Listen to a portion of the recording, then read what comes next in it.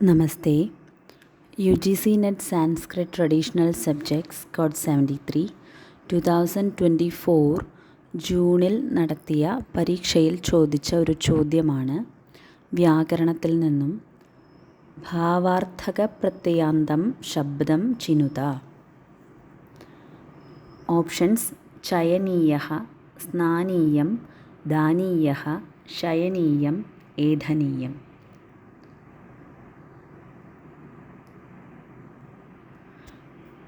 ഇതിൽ ശരിയുത്തരം അധോലിഖിത വികൽപ്പേഷു സമീചീനം ഉത്തരം ചിനുത.